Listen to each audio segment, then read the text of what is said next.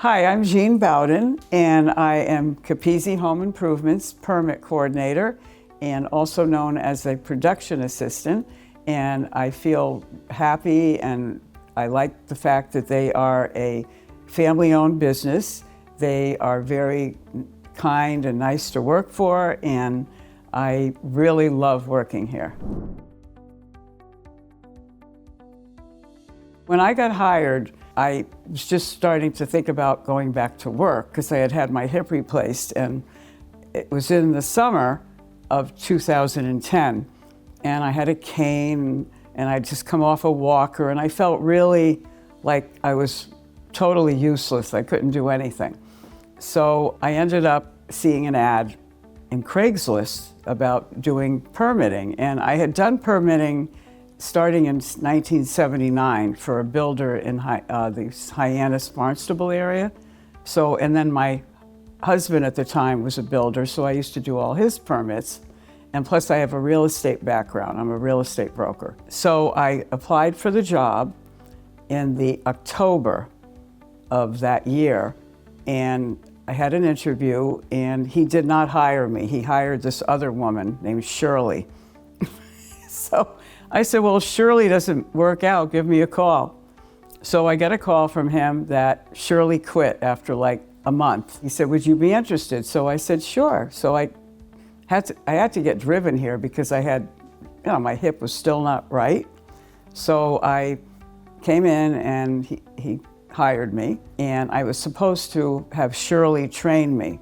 But to be honest with you, I knew a lot more than her, right from the beginning. And she also said to me, I really hate doing this. And then she never showed up the next day. It takes a certain kind of person to do that. And they had had people in the past that were quite good because I used to run into them. Well, one of the things is you don't ever go, a board makes the decision. You get a referral. So you have to do some research ahead of time. And you have to respect their individual towns' rules. And some have stricter than others. Town of Barnstable, you can't put a permit in if you're adding any room or anything unless you submit the whole house existing and make sure all the smoke detectors are labeled. Whereas some towns, they want that, but they don't make you, they're a little bit different. And some of the Title V information, some towns, some health departments and conservation, they follow the state regulations, and others have extra things in there that they can do. That it's a little over what the state they all have to adhere to the minimum of the state requirements and the building codes and the fire codes. And right now, everything is kind of changing, and it's getting more and more strict, and we've got a lot of this new energy stuff like the stretch code and all this stuff. So, but the most interest I like doing, but I don't know why I like this, is zoning. But conservation's a little touchy. And sometimes you have to have a lawyer or an attorney handle it for the homeowner, but I always try to give them a lot of information to make it less expensive for the homeowner. Well, first of all, they've been around for a long time, and I know them from years ago, especially the father. They have a good reputation. It's competitive, of course, but they seem to have a lot of repeat business. I get they send me the job pack, they call it, and I see former customer. There's a lot of that, and people feel comfortable with them, and they get the job done. It's a touchy thing. People are very emotional, getting their kitchen done or something. So, I think they have good sales people. They're called design professionals, I believe. They have a good staff, but without me getting a permit, there is no job. But not everything needs a permit, but you gotta have a building permit.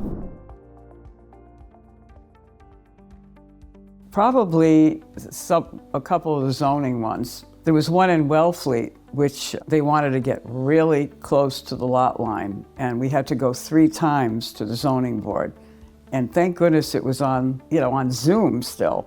And then in the very beginning, when I first started, you had to get in your car and drive to these meetings. And I can remember having to drive to Provincetown. So there was one up there that was a little bit tricky because the man had torn off his deck, and then he didn't realize once it's torn off, it doesn't adhere to the new zoning. He thought he could tear it off and then hire us, but people don't realize that they look at the setbacks and things have changed over the years. So that was kind of, I went with him and it got passed. He was like, oh my God, I can't have a deck now. But no, he got his deck. So those are the kind of things. And then there's but I also like the historic boards too. They can be, you think, okay, whatever.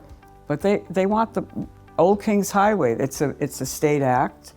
So they have to follow the rules, the homeowner. And it's amazing, some people will buy a house right next to a body of water, it looks, or in real estate, I noticed that sometimes they're not told that they have to go to conservation in order to do something, or say historic, even to change the color of their door. And they're like all shocked and surprised. But we try to pre-screen everything and let them know up front what they have to do.